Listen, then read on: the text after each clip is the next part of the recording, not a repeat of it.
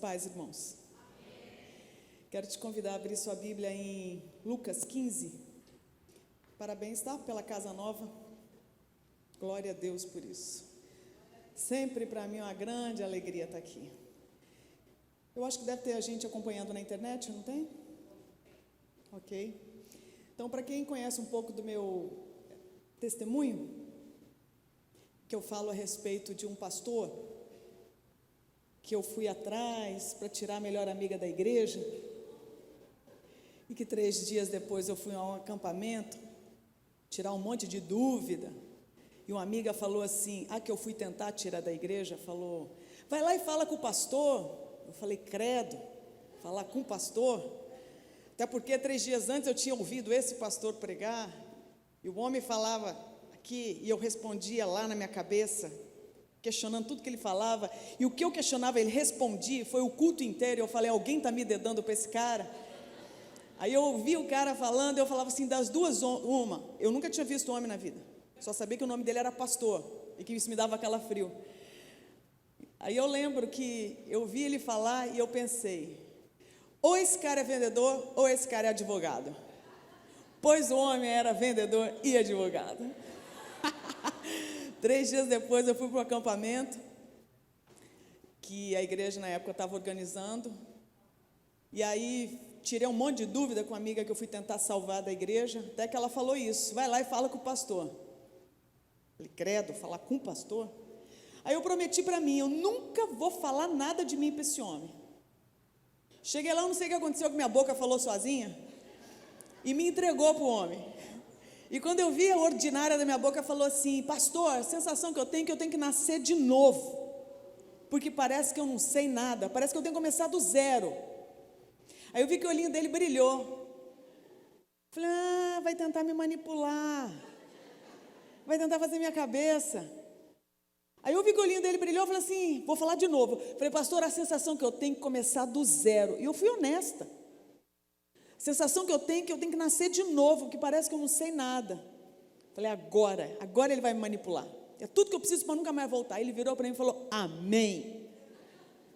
Mas fiquei no ódio, que o homem não tentou me manipular. O tempo passou, não estou aqui na igreja do homem, gente. Aí.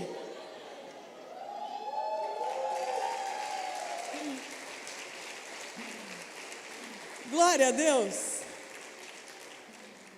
Você vê que coisa? Alfa e ômega, o princípio e o fim. Glória a Deus.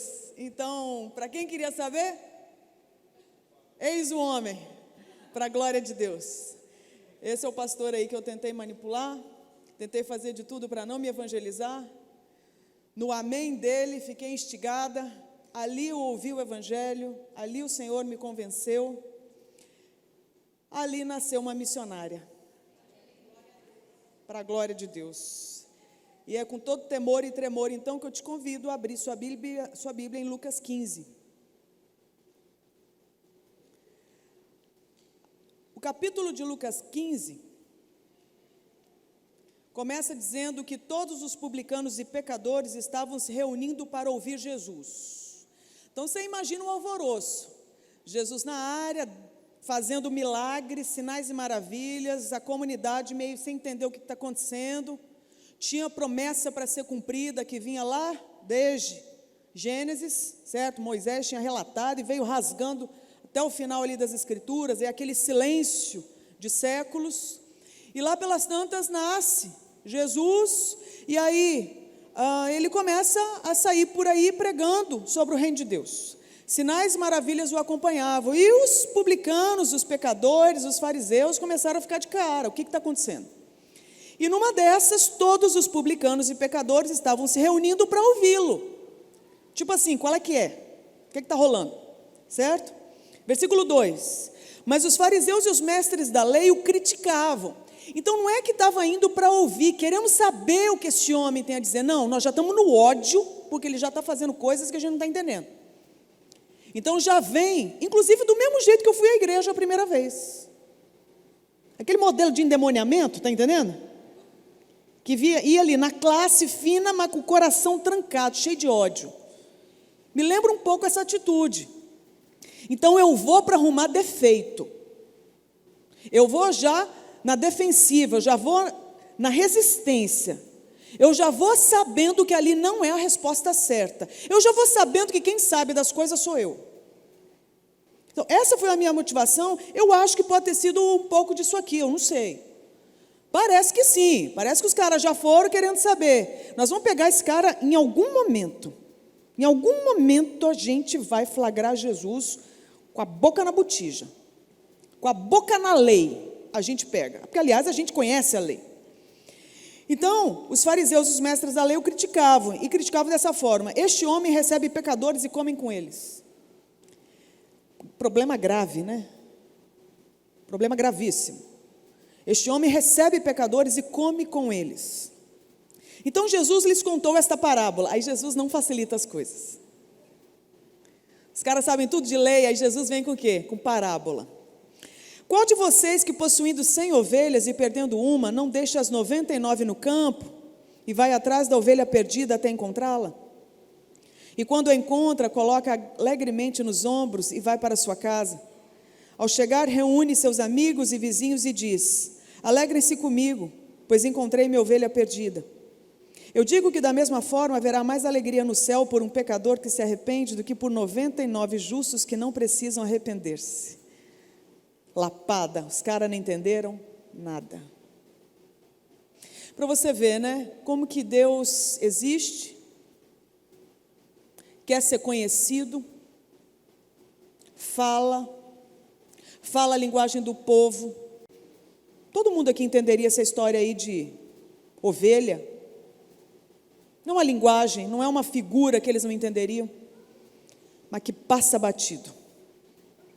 Oportunidades que a gente perde.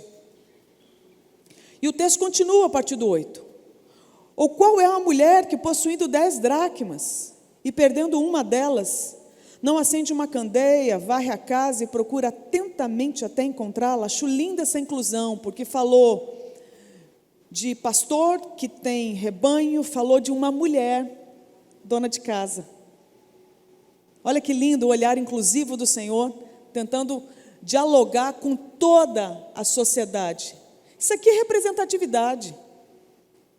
Isso aqui é inclusão. Isso aqui é diversidade. É o olhar de Deus olhando para o seu tempo, aliás, para o tempo dos homens, para o tempo das mulheres, para o tempo da sociedade. E aí Jesus então continua. E quando a encontra, reúne suas amigas e vizinhas e diz: alegrem-se comigo, pois encontrei minha moeda perdida. E digo que da mesma forma há alegria na presença dos anjos de Deus por um pecador que se arrepende. E os fariseus, os pecadores, os publicanos, ouvindo e provavelmente sem entender nada.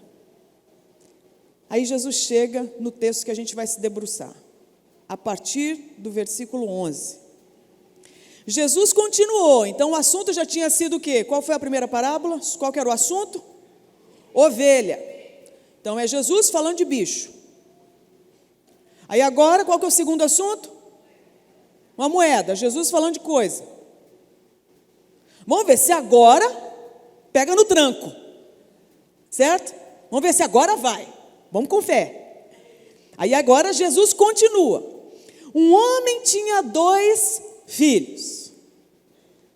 Qualquer um vai entender, porque todo mundo que ouvia era filho de alguém. Agora não tem desculpa, aí não entendo nada de rebanho. Aí não entendo nada de faxina de casa. Não entendo nada de moeda. Não, agora não tem mais desculpa. Todo mundo é filho de alguém. Então vem uma história para ver se a comunidade pega no tranco. Um homem tinha 2 filhos. O mais novo disse ao seu pai: pai, quero a minha parte da herança. Assim ele repartiu sua propriedade entre eles. Não muito tempo depois, o filho mais novo reuniu tudo o que tinha e foi para uma região distante. E lá desperdiçou os seus bens, vivendo irresponsavelmente. Depois de ter gasto tudo, houve uma grande fome em toda aquela região e ele começou a passar necessidade. Por isso foi empregar-se com um dos cidadãos daquela região, que o mandou para o seu campo, a fim de cuidar de porcos. Ele desejava encher o estômago com as vagens de alfarrobeira que os porcos comiam, mas ninguém lhe dava nada. Caindo em si, ele disse: quantos empregados de meu pai têm comida de sobra, e eu aqui morrendo de fome? Eu me porei a caminho e voltarei para meu pai e lhe direi: Pai, pequei contra o céu e contra ti. Não sou mais digno de ser chamado teu filho. Trata-me como um dos teus empregados. A seguir, levantou-se e foi para seu pai. Estando ainda longe, seu pai o viu e, cheio de compaixão, correu para seu filho e o abraçou e beijou. O filho lhe disse: Pai, pequei contra o céu e contra ti. Não sou mais digno de ser chamado teu filho. Mas o pai disse aos seus servos: depressa, tragam a melhor roupa e vistam nele. Coloquem um anel em seu dedo e calçados em seus pés. Tragam um novilho gordo e matem-no. Vamos fazer uma festa e alegrar-nos, pois este meu filho estava morto e voltou à vida, estava perdido e foi achado. E começaram a festejar o seu regresso. Enquanto isso, o filho mais velho estava no campo. Quando se aproximou da casa, ouviu a música e a dança. Então chamou um dos servos e perguntou-lhe o que estava acontecendo. Este lhe respondeu: seu irmão voltou e seu pai matou o novilho gordo, porque o recebeu de volta são e salvo. O filho mais velho encheu-se de ira e não quis entrar. Então seu pai saiu e insistiu com ele. Mas ele respondeu ao seu pai: olha, todos esses anos tenho trabalhado como escravo ao teu serviço e nunca desobedeci às tuas ordens. Mas tu nunca me deste nenhum cabrito para eu festejar com os meus amigos. Mas quando volta para casa esse teu filho, que esbanjou os teus bens com as prostitutas, matas o novilho gordo para ele. Disse o pai: meu filho, você está sempre comigo e tudo o que tenho é seu. Mas nós tínhamos que celebrar a volta deste seu irmão e alegrar-nos, porque ele estava morto e voltou à vida, estava perdido e foi achado. Eu lembro de um dia que chegou até minhas mãos, isso já faz alguns anos, eu nem tinha a estante da André ainda, que é essa curadoria de livro e plataforma de curso online aí de sexualidade. Anos antes disso acontecer, e chegou às minhas mãos um livro do Tim Keller, chamado Deus Pródigo. E eu lembro que me chamou a atenção porque não fala sobre o filho pródigo, fala sobre o Deus pródigo. Então eu já fiquei meio, como assim, Deus pródigo? E aí o Keller começa discorrendo, né, sobre o porquê que ele abordaria essa temática dessa parábola tão conhecida, e pregada já de tantas formas, né, por tanta gente, mundo afora, em tanto tempo. E aí ele começa dizendo que, não sei se ele mudou em alguma outra edição, mas na época que eu li, eu achei ele, confesso, pedi perdão já depois a Deus, entende?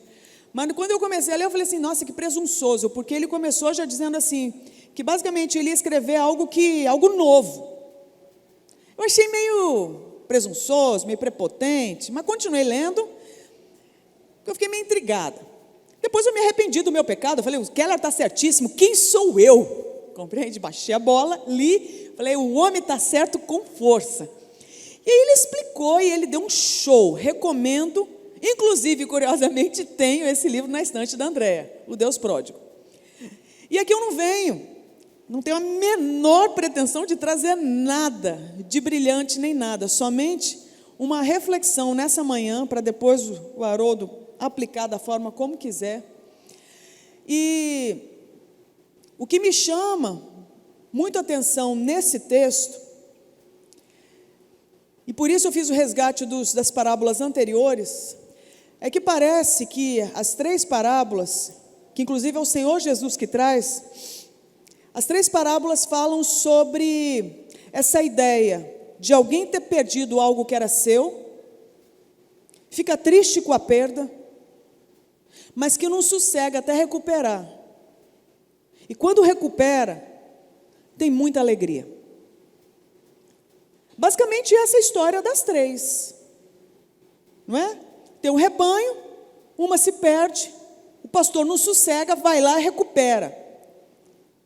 Há uma festa em se recuperar aquilo que estava perdido. Aí Jesus entra na segunda.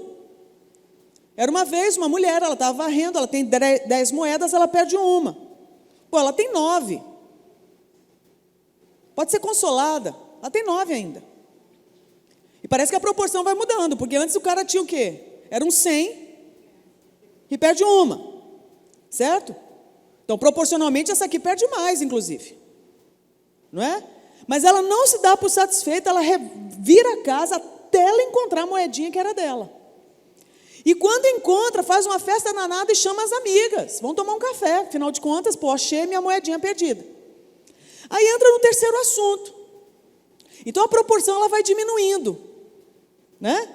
Era um 100, o universo era 100, depois o universo 10, agora o universo 2.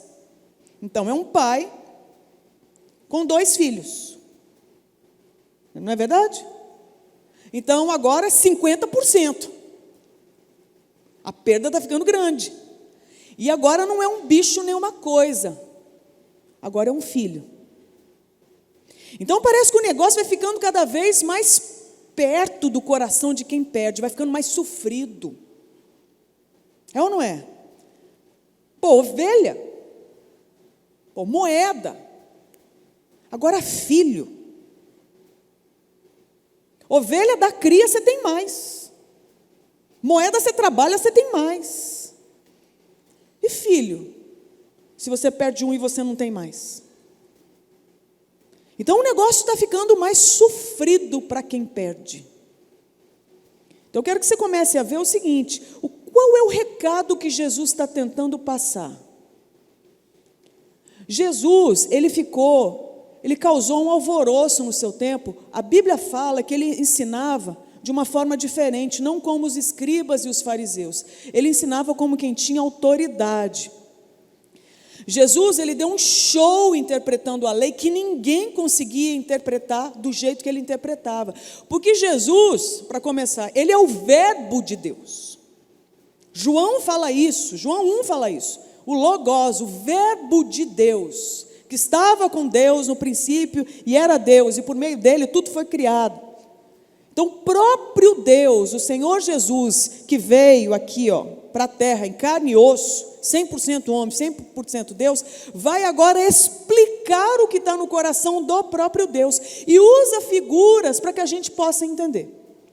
E com isso ele vai o quê? Trazendo a lei de um jeito que o povo entenda, para que o povo entenda o coração de Deus, a santidade de Deus, a diferença de um Criador para as suas criaturas, como que nós somos necessitados de Redentor, de salvação, porque somos demais de diferentes.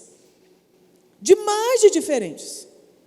Não somos, nunca seremos santos, puros, perfeitos como o Criador. Somos criaturas, mas fomos feitos à imagem de Deus. Só que nos perdemos dele. E podíamos ter sido o quê? Aquela 100ª ovelha.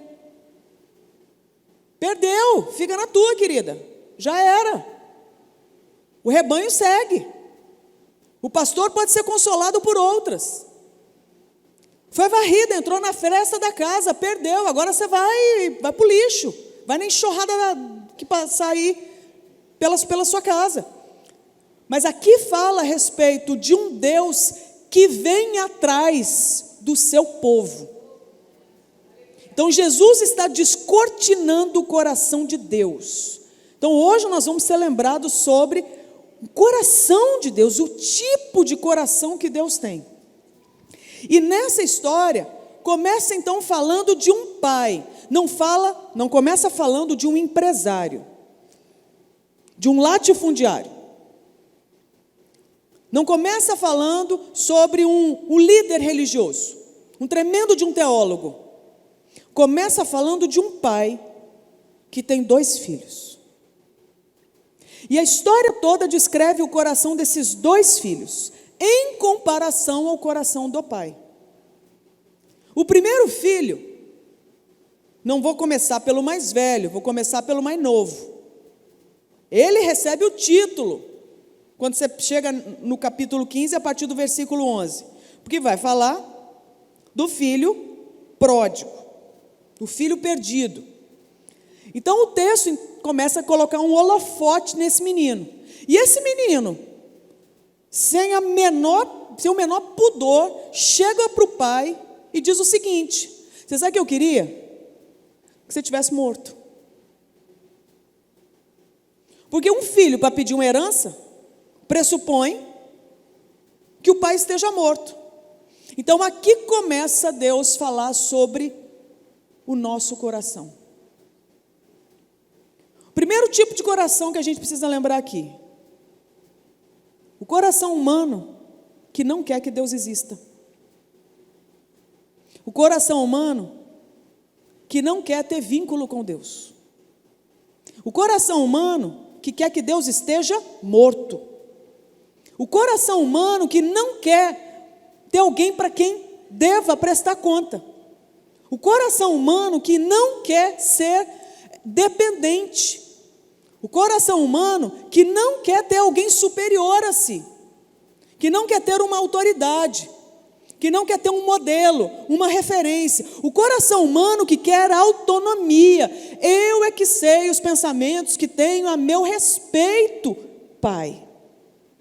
O coração que quer eliminar Deus da história. É o coração refletido, me parece, no coração desse filho aqui, na fala desse filho. Porque chegar para um pai e falar, eu quero a minha herança, é pressupor o seguinte: tudo que eu quero hoje é que você morra. Porque eu quero o que você tem, mas eu não quero o que você é. Esse é o típico coração que trata Deus como ídolo, mas não como maior amor. Esse é o coração que quer as benesses, quer as benfeitorias, quer as coisas boas que um pai rico pode dar, mas que não curte o pai. Eu quero um vidão, eu quero um oba-oba, eu quero uma curtição, eu quero estabilidade, eu quero tranquilidade, eu quero sombra e água fresca, eu quero, entendeu? Só alegria. Mas é o seguinte, contigo fora, pai. Eu quero ter uma vida massa. Sacou? Eu quero uma vida boa. Mas, por mim, eu te elimino da minha vida, Deus. Aí você fala assim, nossa, que absurdo. Como pode alguém fazer isso? Uai, lembra de onde você veio. Eu lembro de onde eu vim. Era o que eu queria. Eu fui para a igreja para tirar a minha melhor amiga. Tentei manipular o pastor. Eu sou essa pessoa aqui, ó. Quero me dar bem no mundo, quero me dar bem na carreira, quero me dar bem com os meus relacionamentos, quero me dar bem. Mas eu não quero Deus. Eu não preciso de Deus, eu não me importo com Deus. Se eu puder, eu elimino e pego as coisas boas que Ele tem para me dar.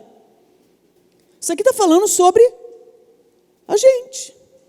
Não sei se você, mas fala sobre mim. E aqui então, esse filho mais novo, nas entrelinhas ele está dizendo isso: por mim você morre, pai. Por mim eu vou ser órfão, e porque eu quero ser herdeiro. Eu quero as suas coisas, mas eu não quero a sua presença. E sabe o que é curioso? O pai deu a herança. Ele falou, é isso que você quer? Então toma. Isso, eu não fiz um estudo profundo sobre isso, mas isso me lembra um pouco o texto de Romanos 1.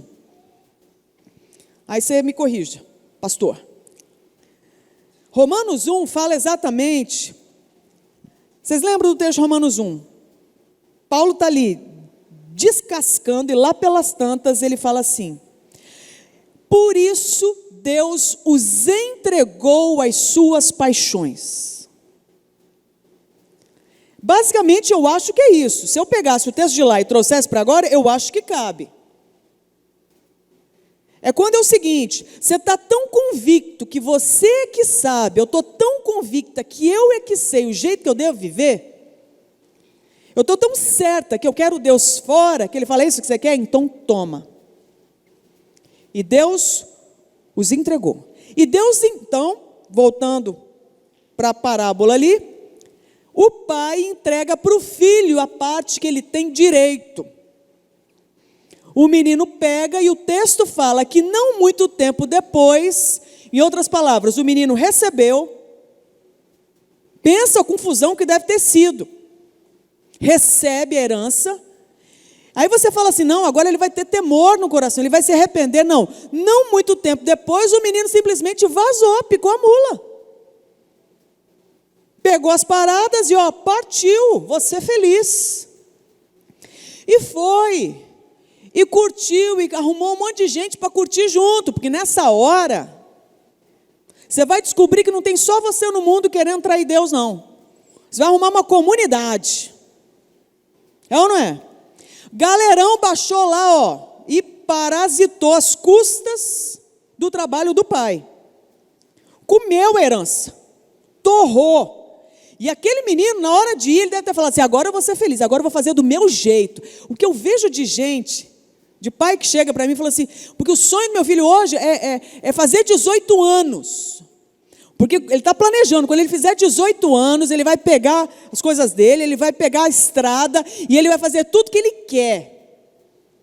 Então, o tempo que o menino tem um foco, sair de casa, sair da cola dos pais, para fazer o que quer, para implantar o seu reinado, que ele imagina que vai ser assim um negócio espetacular. E no caso desse menino, ele planejou e tinha grana. Foi e bancou os seus sonhos. E deve ter curtido demais. Então não se iludam. Pecar é uma delícia. O gozo que o pecado dá é que muitas vezes a gente é trouxa, acha que é bênção de Deus. Não. O pecado tem o seu gozo. O pecado nos dá ganho. Por isso que chama tentação.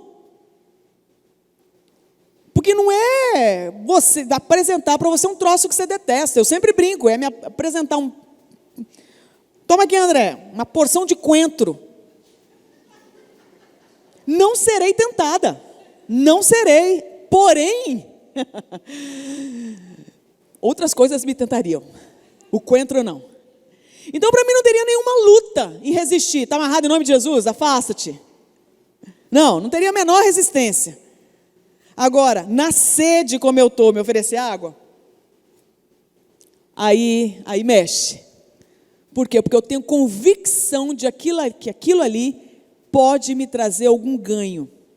Então nós estamos falando que esse menino saiu e torrou tudo que ele imaginou que poderia ser delicioso, ele executou. E ele deve ter tido muitos ganhos. Então não se iludam. Quando a gente peca, a sensação é de que o negócio só pode ser de Deus, de tão bom que é. Só pode ser de Deus. É bom demais, gente. Só pode ser de Deus. Só que daí você vê o prazo, de validade para o negócio expira. Aí para você retroalimentar esse ciclo de ilusão, você tem que investir de novo. E o menino foi botando dinheiro. E o menino foi colocando patrimônio. E o menino foi colocando energia. E o menino foi colocando fé. E o menino foi passando o cartão. E foi torrando o limite. E foi curtindo. E foi bancando. E foi curtindo. E foi bancando. Até que chegou uma hora, não tinha mais. Ele experimentou tudo. Ele gastou tudo. E o que sobrou? Primeiro, não sobrou ninguém. Deve ter frustrado geral, porque devia estar todo mundo na mesma vibe do que agora nós encontramos a redenção e descobriram que o que eles tinham não era suficiente para aplacar qualquer demanda que eles tivessem, além do que é sensorial, certo? Esgotou, chegou no limite de competência. A grana comprou até onde deu, foi bom demais, só que agora passou o efeito, o que sobrou? Deve ter frustrado geral, que todo mundo vazou, o cara ficou só. E o que era curioso, porque agora o cara está com fome. A vida continua. O oba-oba passou o efeito. E agora você faz o quê? Aí o cara vai ter que, seguinte, para eu não morrer, eu preciso de alimento. Então eu vou correr atrás do prejuízo, vai arrumar um emprego. Essa foi a hora que esse menino, criado a filé mignon, agora, ele está cobiçando vagem que porco come. Para você ver como que o pecado, ele nos humilha. Não se iluda com Satanás e com as coisas do mundo. Falo isso para mim mesma, para eu me ouvir. Não se iluda, Andréa. Não se iluda. Como que o pecado, no final das contas, ele nos ilude no começo de que a gente é Deus. Depois ele vira o jogo, ele bota a nossa cara na lama, esfrega a nossa cara na lama, e vira para a gente e fala o seguinte: esse é o teu lugar, não sai daí. Pois foi a virada de jogo que esse menino recebeu. Era o herdeiro, que agora está com a cara literalmente na lama, cobiçando ser porco. Olha o que o pecado faz. Transforma a gente num troço abaixo do que para aquela época era considerado, era o que havia de maior imundície. Essa é a destruição que o pecado faz na sua vida e na minha. Então esse rapaz, nessa altura do campeonato, ele tinha uma meta na vida. O meu sonho é ser tratado como um porco. Nessa hora, ele lembrou. Ele lembrou do pai dele. Ele lembrou que um dia ele foi filho. Ele lembrou da comida que os empregados do pai comiam. Nessa hora ele lembrou. Ele deve ter feito um balanço ali rápido, ter falado assim: deu ruim. E ele viu o seguinte, falou: cara, vou te dizer, tá, torrei tudo. Que saudade. Mas aí ele olha para ele, vivendo como um porco, e fala assim: não faz mais sentido eu voltar. É a hora que o orgulho grita. Do tipo, eu percorri uma trajetória que é tão grave, que agora não tem como retornar. Mas é interessante, porque alguma coisa acontece que faz com que esse menino agora tenha um plano. E se lembre que ali não é o lugar. Que de alguma forma ele pode se humilhar, fazer o caminho de volta e, quem sabe, ser encaixado no quadro de empregado. Quem sabe? Então você vê que esse menino começa então a fazer um caminho de volta, que é o caminho da humilhação. Mas uma humilhação diferente. É uma humilhação que pode levá-lo para uma redenção. Essa é uma humilhação boa da gente passar. Essa é uma humilhação necessária para cada um de nós. Essa é a humilhação que, aliás, é a humilhação que nós precisamos. É a humilhação de reconhecer que a gente fez besteira, que a gente não merecia ser tratado nem como porco, mas que Deus continua existindo e sendo bom. E que Ele não resiste a quem se humilha. Pois esse menino faz o caminho de volta. E ele é surpreendido por uma cena. Quando ele vai chegando, tem alguém esperando ele lá fora. O pai.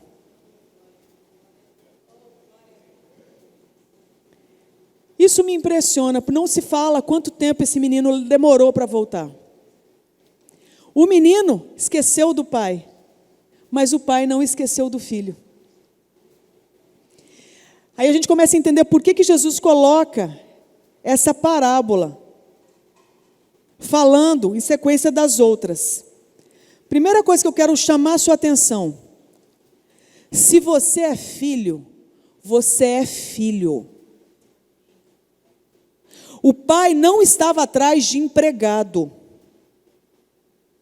O pai estava esperando filho. Filho que é filho, lembra do pai e volta.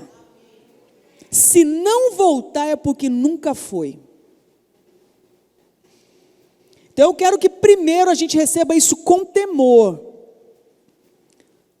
O filho, ele faz besteira, ele torra herança, ele trai o pai, ele mata o pai, ele faz, olha, ele apronta, ele vive como porco, mas em algum momento, pela graça de Deus, ele lembra que aquele não é o lugar dele, ele faz o caminho de humilhação e volta.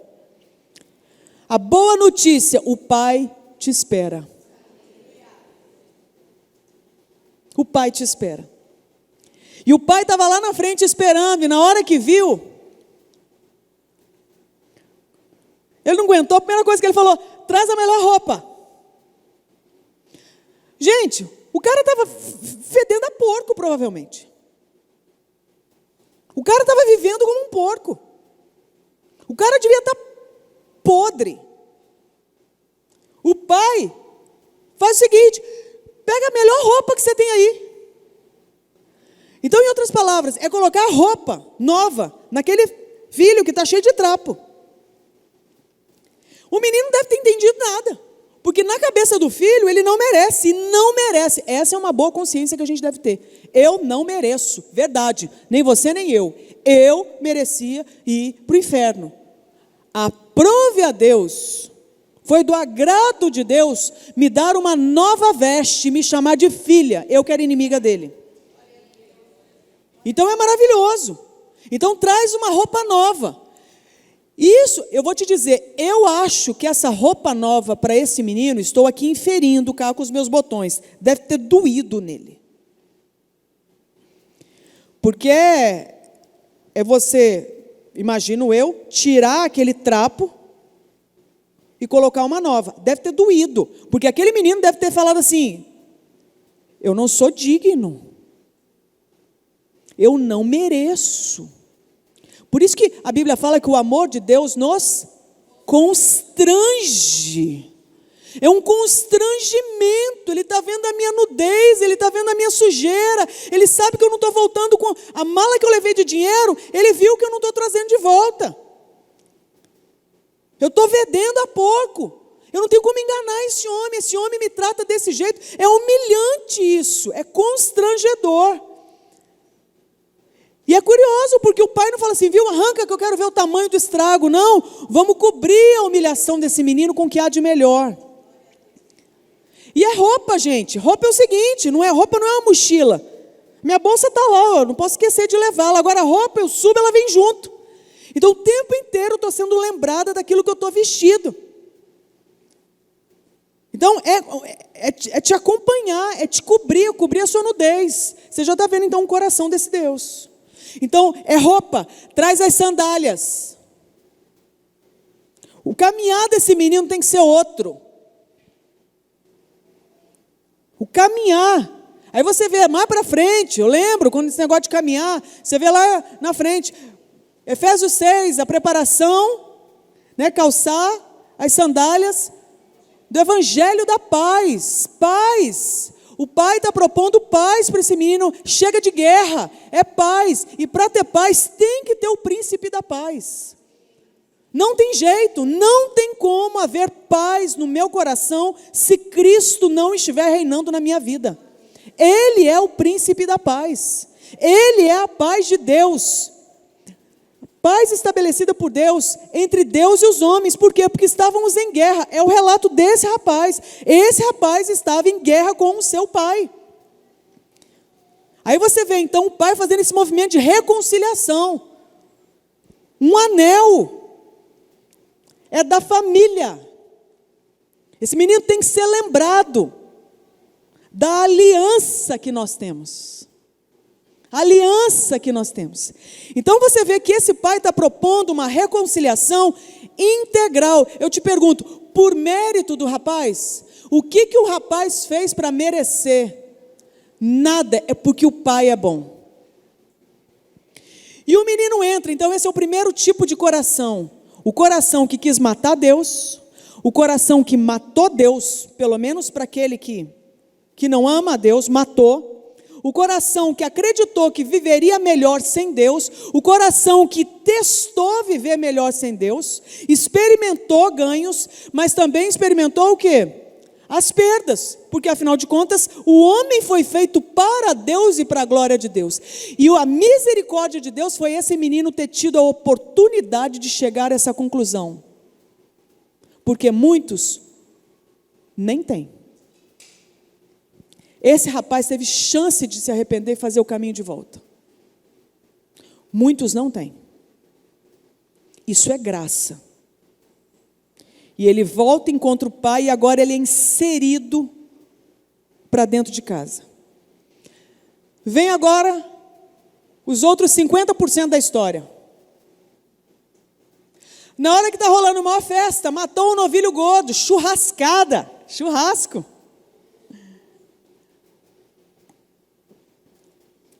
Festa, todo mundo feliz. Lembra? Era a história. Agora não era a hora da história acabar para combinar com as outras duas?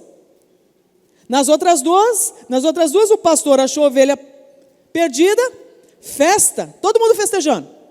Na segunda história, a mulher varreu e encontrou a moeda.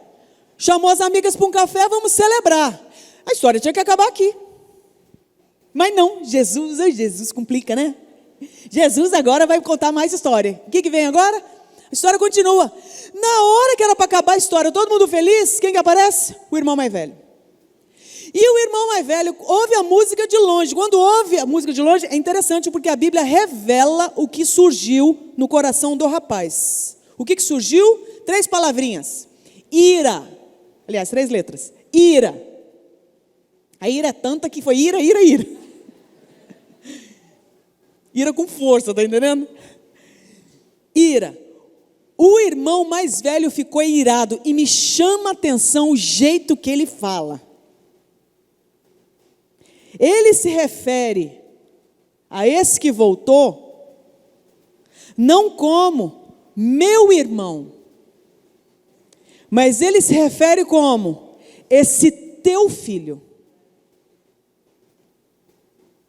Então você vê que no coração desse, o irmão já estava morto. Isso revela sobre nós. Revela ou não revela? Aí eu lembro de uma outra história, lá atrás, lá no princípio. Caim. Quando Deus pergunta o que para Caim? Onde está teu irmão?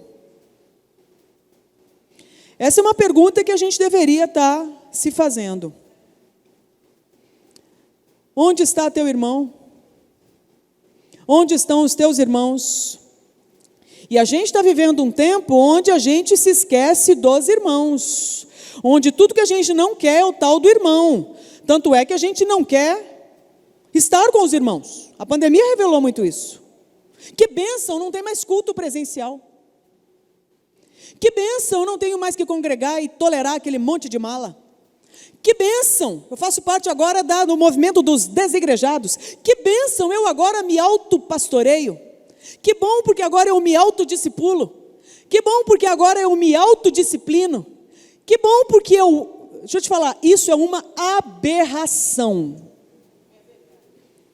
Isso é uma aberração. Eu vou te dizer por que é uma aberração. Porque no princípio, está escrito em Gênesis 1 e Gênesis 2, que Deus fala assim: façamos o homem segundo nossa. É um Deus falando a respeito da nossa. É um Deus comunitário. Então, se tem uma coisa que é uma aberração, uma bizarrice, quando a gente pensa em imagem de Deus, é uma coisa solitária. Como se tivesse vida própria. Não faz sentido, porque nem a Trindade é assim. Fomos feitos a partir de um Deus que é um em Pai, Filho e Espírito, a mesma essência compartilhada. De tal forma que nós temos um Deus em 3 pessoas. O ser humano é feito à imagem de Deus. Por isso que o ser humano, ele é o que eu tenho a minha identidade, mas eu não sou ninguém à parte de Deus. E eu não sou ninguém sem o próximo. Por isso que o resumo de toda a lei dos profetas, quando Jesus traz, se dá em 2 grandes mandamentos: amar a Deus acima de outros amores e amar o quê? O próximo. Por isso que não faz sentido eu esquecer do meu irmão. Por isso que não faz sentido eu esquecer do próximo. Por isso que não faz sentido.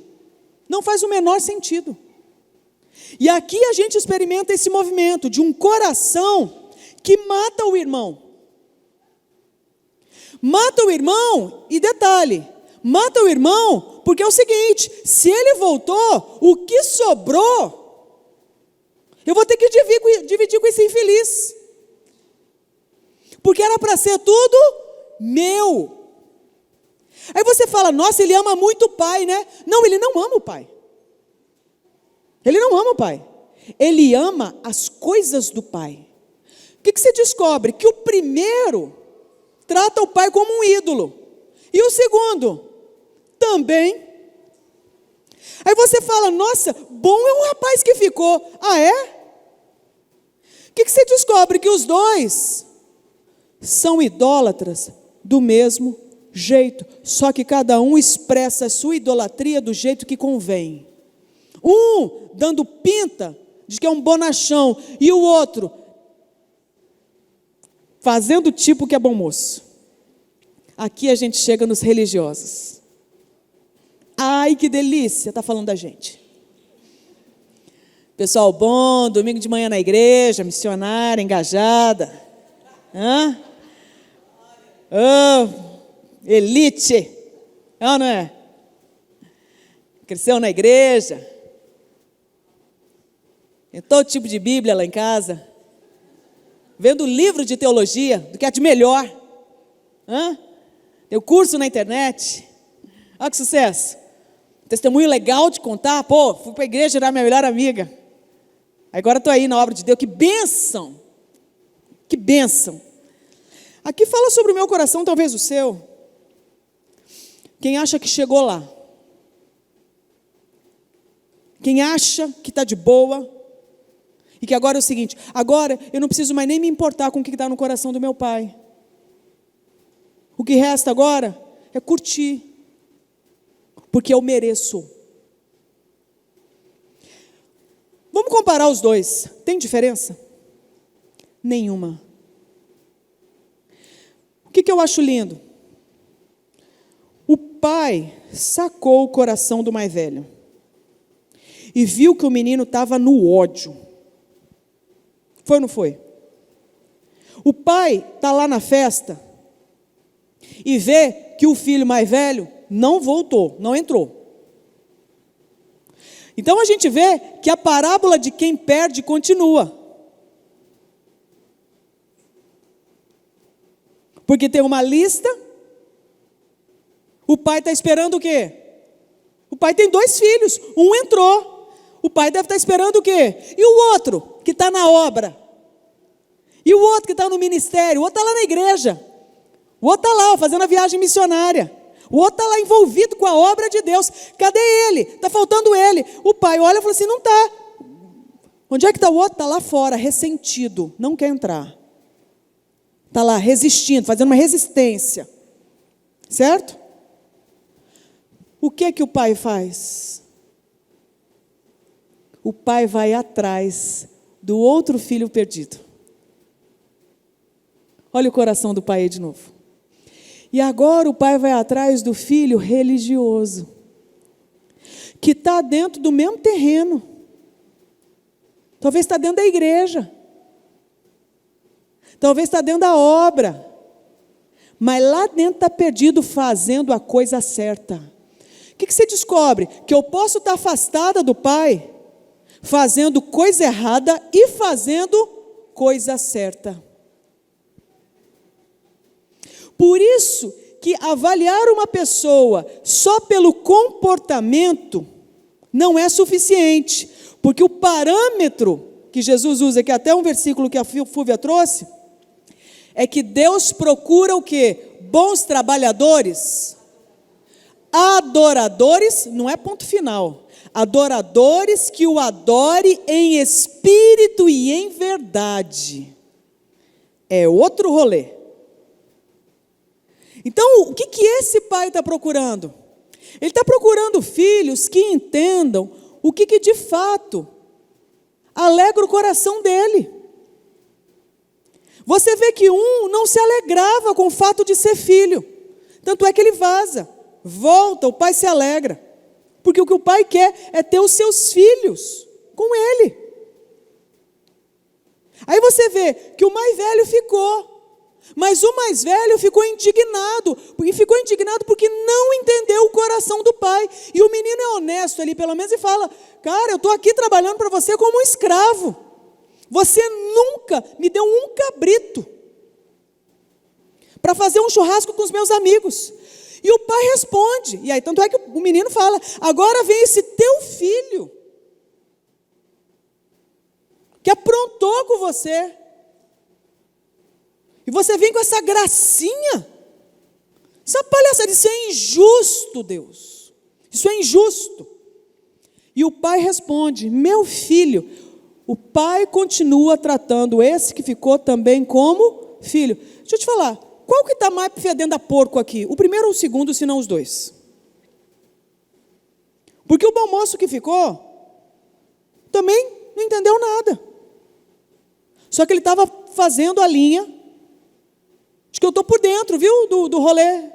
Tá não. Porque na hora que o pai celebrou, o que ficou não entendeu e ficou furioso com o pai. Tanto é que se ressentiu de tal forma que não quis entrar. Detalhe, o texto acaba dizendo que o menino entrou. O texto acaba dizendo que o outro ficou lá para sempre. O texto não fala. Por quê? Porque esse texto, esse final, é a gente que dá, eu acredito. Porque o texto está falando não é sobre nós. O texto está falando sobre Deus. E qual é o tipo de destino que nós vamos dar para a nossa jornada com Ele? Porque eu posso ser essa que estou fazendo o caminho de volta, pela misericórdia de Deus, entro, falo: muito legal, foi massa, vamos fazer um selfie aqui, mas eu vou voltar para lá, porque o meu lugar é lá vivendo como porco. Como o final da história para o outro também pode ser: não, tudo bem, eu entro. E pode haver mudança no meu coração. Ele é meu irmão, eu vou celebrar. Eu vou dividir a herança. E me arrependo. Como pode ter sido o quê? Eu não entro nunca mais. Não tenho desfecho. O que eu sei é que esse texto nos lembra sobre um coração de Deus que tem um alcance de graça para aqueles que são seus. A primeira pergunta que a gente tem que saber é o seguinte: eu sou filha de Deus ou eu sou uma funcionária? Aquela que quer seguir o protocolo, que quer seguir ali os requisitos para ter uma vida plena, mas nunca nasci de novo. Então, uma vez sendo filha de Deus, qual é o meu lugar? O meu lugar está no alcance da graça de Deus. Aí é interessante, que daí vem um segundo ponto. Estou no alcance da graça de Deus, sou filha de Deus, fui feita filha de Deus, porque reconheci Jesus como meu Senhor e Salvador. Isso aí faz com que alguém seja filho de Deus. Se não tem isso, não é filho de Deus. Porque não tem como chegar ao Pai se não for pelo Filho. Se você não passa pelo Filho, você não chega ao Pai, então você não é filho. Agora, se você entendeu a obra da cruz, você passa pelo Filho, que é o caminho, e o Filho te dá o Pai dele, e o Pai fica sendo nosso. Amém? Só que daí vem o desfecho. Eu posso, então, fazer parte do alcance da graça especial de Deus e ser feita filha de Deus através de Jesus, mas eu ainda posso ser aquela que vivo como uma escrava e que não me alegro com aquilo que está sendo a alegria de Deus. Eu acho que Deus está chamando a gente para esse confronto. Isso significa, meus irmãos, que eu e você, me parece, nesse tempo que a gente está vivendo, eu realmente acho que Deus está fazendo uma coisa na igreja dele aqui, nesse país. Eu realmente acho que Muitas coisas velhas terão que ser passadas, estão passando, na verdade, terão que ser abandonadas, e algo novo está surgindo, em termos de comprometimento com Deus. Eu sei que esse, inclusive, é o finalzinho do jejum de vocês, que tem a ver com essa reforma. É isso? E é exatamente o que a gente precisa, de uma reforma até que Ele venha. E essa reforma que eu estou dizendo, esses 2 filhos precisavam de uma reforma. E esses 2 filhos falam sobre você e sobre mim. Nós precisamos de uma reforma. Uma reforma no quê? No nosso coração. Uma reforma na nossa adoração. Uma reforma na nossa identidade. Uma reforma no nosso estilo de vida. Uma reforma em quem a gente adora. Não tem jeito. E nenhum de nós aqui escapa. Eu posso estar aqui com o microfone falando aqui para vocês nessa manhã, precisando de uma reforma, e preciso.